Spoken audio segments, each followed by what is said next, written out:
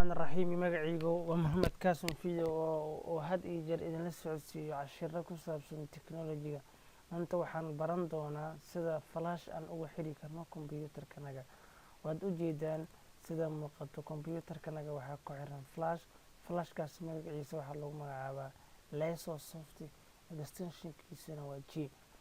Flashkaas wuu ku jira in markaan xirno waan ka bixin doonaa, kabacdina dib aan ugu soo celin doonaa insha allahu tacaala. Marka ugu horeyso waxaan qaadan doonaa tilaabada ay tahay haddii aad isticmaalaysid Windows 7 ama 8 start menu laga qaadaso, okay? Kabacdi meesha searchka waxaad ku qortaa Rig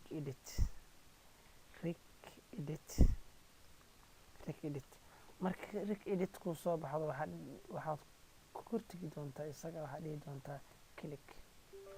wuxuu ku siin doonaa pop menugan oo ku leeyahay ma rabto inaad furtid programkan, waxaan dhihi doonaa yes waan rabaa inaan furo. waxaan tegi doonaa HK local machine, waxaan kasii tegi doonaa system, waxaan kasii tegi doonaa current control set. markii ugu horeyso waxaan soo furay HK local machine-kana soo furay. markii labaad waxaan soo furay system, markii saddexaad waxaan soo furay current control set. kabacdina waxaa current control set weli ma furno, inaan asna furaa yidhahda ii fur current control set. waxaan sii furi doonaa surface markaan sii furo waxaan raadin doonaa USB store waxaan kaga doonaa U baan daawan doonaa calaamada U taab ilaa aad uga tagtid USB store waa kana. USB store markaan tago waxaan kasii dooran doonaa start qaybtan bidixda fiiri startan ku dhufan doonaa meesha ay tahay 3 waxaan ka dhigi doonaa 4. haddii aan ka dhigo 4 wuu xirmi doonaa.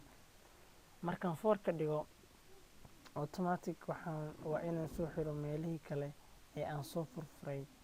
waxaa ka mid ahayd waxa ugu soo horeeya surface markaan soo xiro waxaan xiri doonaa current control set, system baan xiri doonaa, HK baan xiri doonaa, control xiri doonaa, kabacdi waxaan dhihi doonaa exit iga saar. okay, waad u jeedaan flashkii kan waayo. waan ka bixin doonaa flashkii, waan ka saari doonaa flashkii, waan ka saaray flashkii. markaan ka saaray mar labadan kusoo celin doonaa flash kusoo celi inuu kusoo qabsado in kale inaan kala hubi. ma ujeedaan maya weli sooma qabsanin because of waa laga xiray. ma ujeedaa sooma qabsanin. mar labaad haddii aan rabo inaan soo furo tilaabadii aan qaaday camal ayaan qaadin doonaa. waxaan dhihi doonaa Rig Edit markaan qoro waa ku dhufan doonaa yes baan dhihi doonaa. HK local machine baan guursiin doonaa. HK local machine waxaan kasii dooran doonaa system, waxaan kasii dooran doonaa current control set, waxaan kasii dooran doonaa surface. kabacdina waxaan raadin doonaa USB